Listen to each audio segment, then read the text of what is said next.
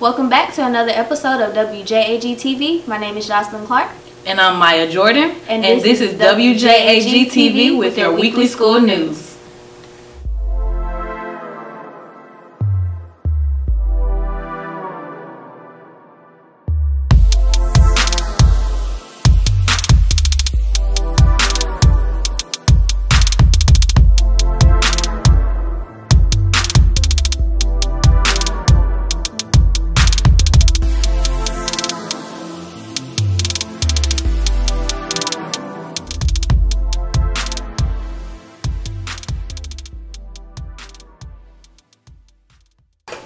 This week we'll start off with a cup of Joe. A local coffee company, Jittery Joe's, has been a significant part of Athens for many years. Okay. Elena Gorshanen visited the roaster to go more in depth about their coffee making skills.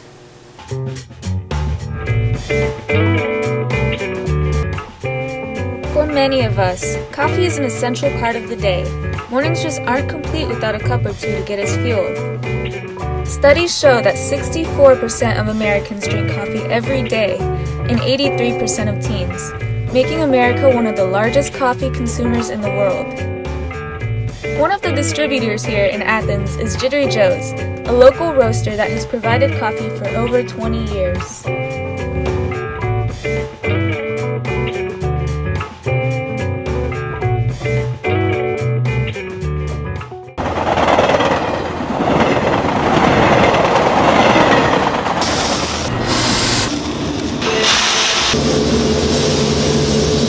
Sounds cheesy, but I feel like they care about each cup of coffee.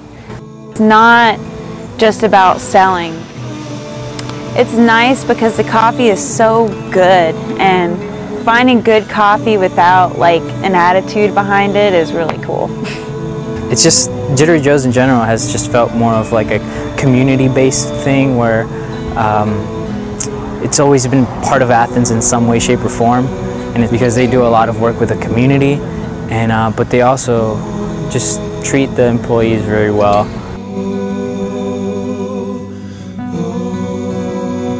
I think that it really captures what Athens is in the sense of the creativity that this town offers. And then if you magnify that by the university and what all's going there, if you go into our shops, you get exposed to all those kinds of people. We only had one shop when we first started, and then we opened another one in 5 Points, and then we slowly started opening other shops and then roasting for restaurants in town. That's how we started. So what you're basically doing is taking these little pits from a cherry that have been dried, and you're heating them up to the point where you're forming the sugars and proteins and lipids that give coffee its character.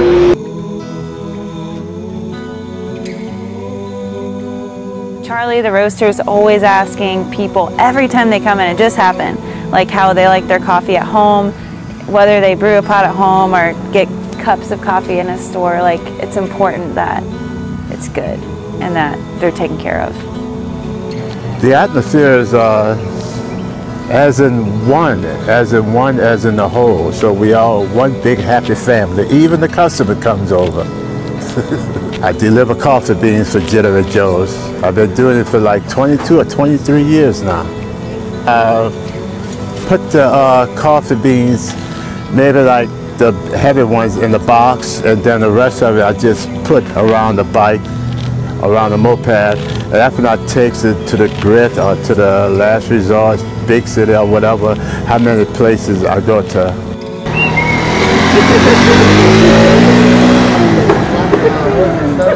You should come in, especially if you're in Athens, you live here. Like, it's a cool place to be. You can hang out at the roaster. There's plenty of little places to just like hide out, ask whoever's here. It's most likely me or one other person, and we'll get you something good to drink.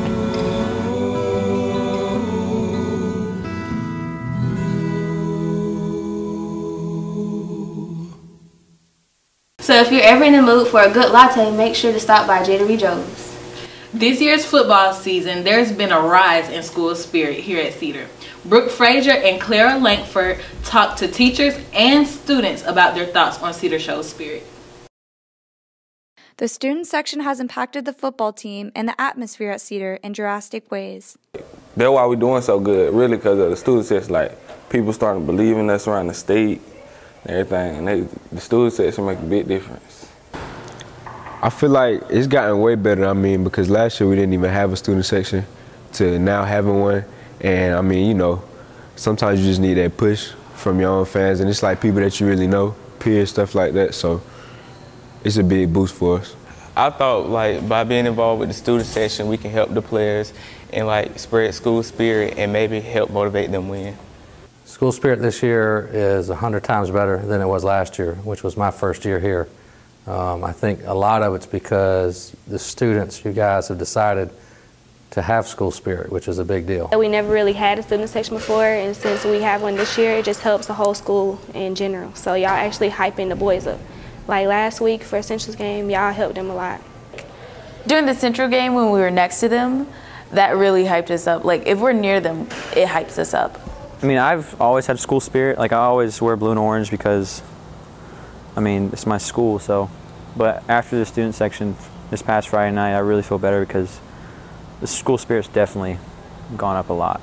Like, you see a lot more people wearing Cedar stuff, a lot of people talking about it, so. When we're able to, you know, help the student section out, then I just feel like we're helping the football team overall. Student section really affect the team because, like, it's like when they, like, hype and turn up on the sideline, well, in the stand yelling, it, like, makes it, like, dang, they really supporting that, like, we go to the extra level and try to, like, yeah, we got people behind it, like, they believe in us and stuff. Like, my voice get going all the time, and it's fun. Like, you forget about everything. Like, you can be mad before the game, and after the game, you'll forget all about it. With the help of motivated students and peer leadership, a newly found student section has brought a great level of pride to Cedar Shoals. So we first started, me and Jalen started talking about it in Coach Sessions' class, and we decided to make an Instagram page, and so that was one of the ways we were able to get our message out and to put the themes and stuff out. And we also have a group me with all the students in it. All the themes, we pick them, like we do a poll, and like the ones with the most votes, we do it. But if you want to get involved, you can just ask anybody, because almost everybody in the group me. So if you ask someone, they'll add you in, and when you get added in the group me, you'll get more information about what's going on. What enjoys me the most is just how everybody gets together and just has fun. Because I mean, you don't really see these people in school because everybody's like in different classes and stuff.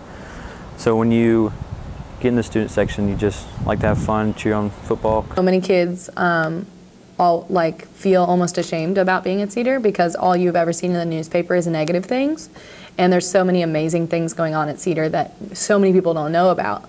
But then kids feel like in the community they don't have to, like, they shouldn't be proud of going to Cedar Shoals, and they're kind of like don't feel like it's something they can be proud of. This year's completely different than last year.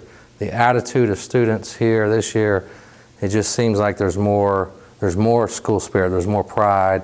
There's a bigger willingness to be involved, which was missing a lot last year. And again, it's nothing that I think teachers are doing different. It's you as students have decided we want to have that experience in high school, and I'm really glad to see it.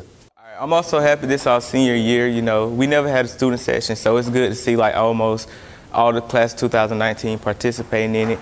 And like class 2019 really brought it this year. We beat Central for a long time in years. Class 2019 really needed that too, because we've gone through a lot these past 3 years. So having that win will give us momentum in region play and just makes us feel a lot better. It's better than walking around the game not doing nothing. And when you actually there with the crowd, it's very fun, great experience. As a student body, we can be excited as fans. The better our teams are, the more people want to play. Keep coming, keep supporting us, and we'll keep playing, hopefully keep making the student section happy. Keep supporting, and you know, because every single one of y'all, I mean, y'all add to the movement, so keep supporting, go Jags. Be sure to go to the next Cedar football game on the 26th. And don't forget your pink for breast cancer awareness. Another local business in Athens is Kindercore, a recent vinyl record manufacturer. Dominic Bielli took a spin through the factory.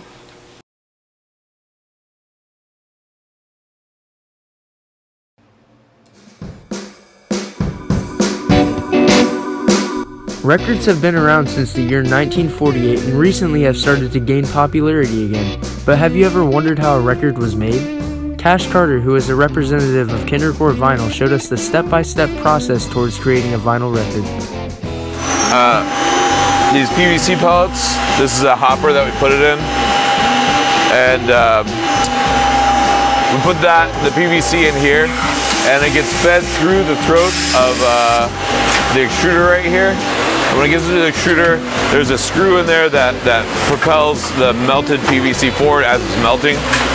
And these three chambers are all heated up at different temperatures, and then the dye zone, the nozzle, is heated at a different temperature, so it melts and purifies the PVC. And there's a little cup that comes down, and you'll see it pop up here in a minute, and it forms what we call a puck. You can see the PVC coming out. That puck is a puck of PVC, and the center labels, the A and B side, get put over the puck and into the press. And once it goes into the press, the center label, it's controlled by air, it's pneumatic. It drops the center label down between the two labels, center pin down between the two center labels and the puck. And then the press closes around that center pin. So it creates the record. The record then gets picked up, put over here on the trimmer plate. The trimmer plate closes, it's going to spin. There's a knife that comes down that trims the extra PVC off. Knife's around 150 to 200 degrees. So it'll trims all that off, so it makes a actual record. Picks up the record, puts it on the cooling stack over here. And every 10 records, there's a cooling plate placed down, so it helps keep it flat.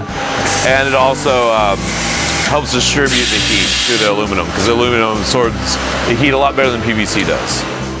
Thanks to Kindercore, next time you listen to a record, you may understand the process of how a record is actually created behind the scenes. I never knew all of that went into making vinyl. Yeah, that's pretty cool. Maya, did you know what corporal punishment is? I mean, I've heard about it, but I didn't think it was still a thing. Like, I didn't know it still existed. Well, I heard Aaliyah knows a lot about it. Let's check it out. This week, I'll be covering the topic corporal punishment. Up until 2 weeks ago, I didn't know corporal punishment was still legal. But this week, I'll be shedding light on this topic. Take a look. Did you know corporal punishment was legal? I wasn't aware corporal punishment was legal until very recently. I didn't even know it was legal. Did I know? No, I didn't know. No, I did. No. Yes. Corporal punishment is the infliction of pain on a student at school. Corporal punishment has been around since the 1800s, never legally banned, just in some states.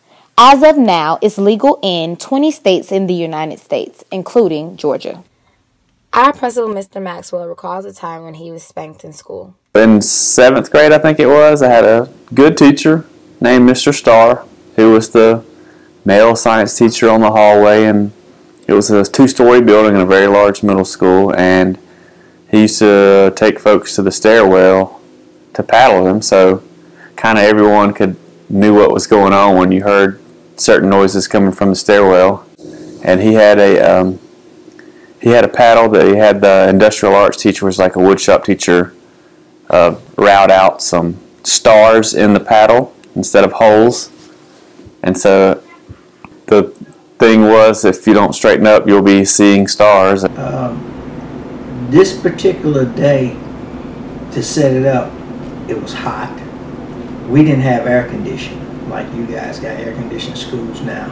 It was burning up hot. We only had our windows open, and that particular day it was just uncomfortable. Like a lot of days it would be.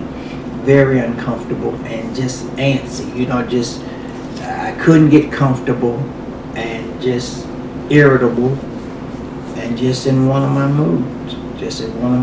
And it was the second offense of that day. I just didn't want to cooperate. I wasn't cooperating that day at all. So the first class that I did this in, I got sent to the office and I got a warning. next class after that. So 2 classes later, that particular teacher asked me to do something, and a couple of times was talking. You know, I think when it really went down, I wasn't actually doing the talking. I was doing the listening, but my head was turned. It was looking like I was talking because my head was turned back to the student that was actually doing the talking. So when I debated this, she just sent me on to the office. So I took the pen and went back to the room. What are your thoughts on corporal punishment? I definitely think that it should be outlawed at the school level, because we're public schools and the government should be able to get involved in that, and I don't think it's appropriate.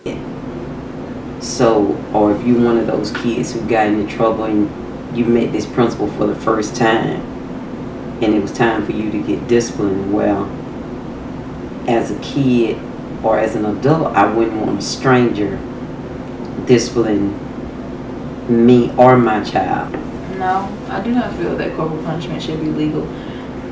Just for the simple fact that many parents get, you know, in trouble and check ties for disciplining their kids in a way, you know, through whoopings in a way that they feel is the most proper.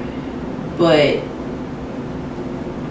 to have an administrator or a stranger, in a sense, having the authority to be able to do that is hypocritical. Like it doesn't align.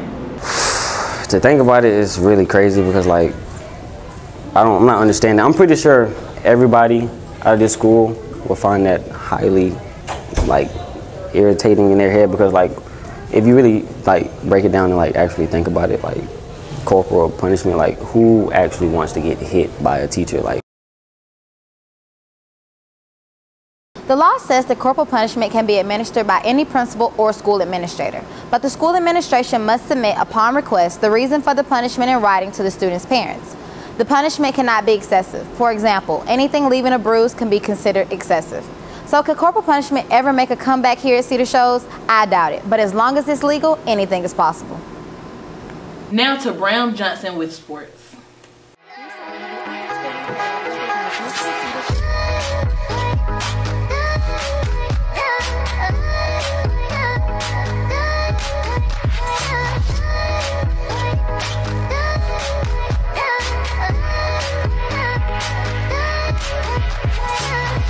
This is Bram Johnson for WJAG-TV Sports, and this week we're talking about our winter sports coming up and wanting to provide information for students to know how they should join.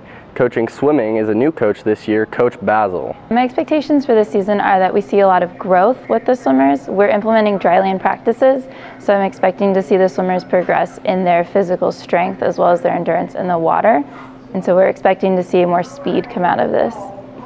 I really want to build a positive team. I know that in the past things have been, there's been lack of communication. Swimmers haven't always known when to go to practice or where, what time, and I want to clear that up and build a strong relationship with the swimmers and the parents and the coaches so that we are really supporting each other and growing. Well, the deadline to join is soon. We're starting time trials next week, Monday and Tuesday, which is your chance to get in the water and show us how well you swim, what your strengths are, and after that we're starting regular practice. So if you want to join, you need to contact me now. Returning to coach wrestling this year is Coach Culliver.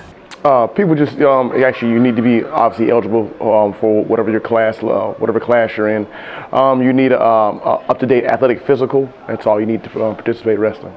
The outlook of the season is going to be very good this year. Probably one of the best in school history. We have 3 seniors returning who are all looking to have really good years, who had good junior years. Ian Morton will wrestle our 195 weight class. Jamal Boyd will be 182 weight class. And Keon Horton, he'll be 220 weight class. I'm expecting all 3 of those guys to reach what we call the state tournament. Will be the final 16 wrestlers in their weight class in our classification. For the new wrestlers, I have really high expectations this year. We actually have more of a JV schedule, so my new wrestlers, they'll get a chance to kind of work their way into it, work their way into becoming varsity level wrestlers instead of kind of being kind of thrust into it.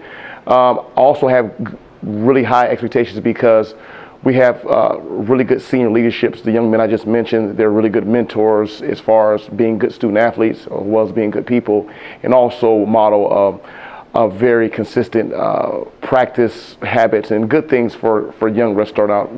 Our older guys set a really good example for the young guys coming out. This year, basketball is coming back under their good leadership with Coach Thomas. Well, we're actually 2 days a week. We do conditioning 2 days a week, to where they stay after school and we condition them, and we actually get in the gym and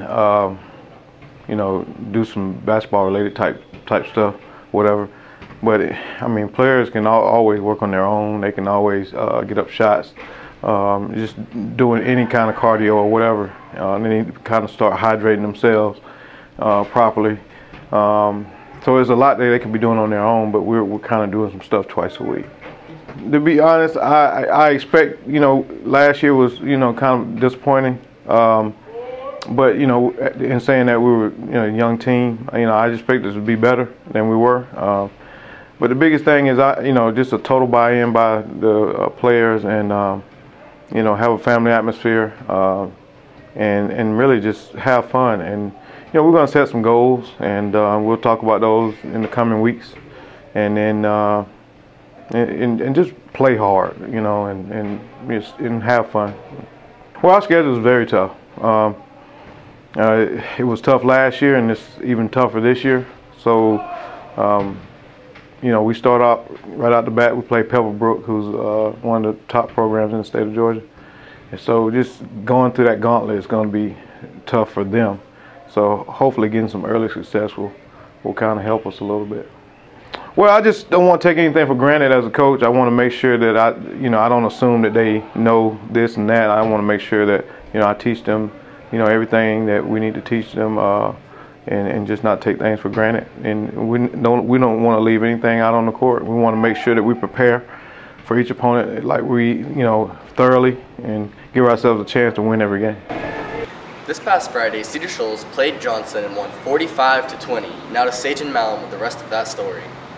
The Cedar Shoals Jags beat the Johnson Knights with a final score of 45-20. Kiana Smith threw 7 passes for 62 yards, but the team shined in the rushing game with 251 total rushing yards. Osiris Walker led the running game with 5 carries for 67 yards. Cedar Shoals now has 2 games left in the season, both being regional games against Loganville and Walnut Grove. If Cedar is able to beat one of the teams, they should make it to the playoffs this year. Both remaining games are going to be at home, so make sure to come out and support. This has been Bram Johnson for WJAG-TV. Now back to the studio. That's all for this week, Jags. Again, my name is Maya Jordan. And I'm Josalyn Clark. And this has been WJAG-TV with your weekly school news.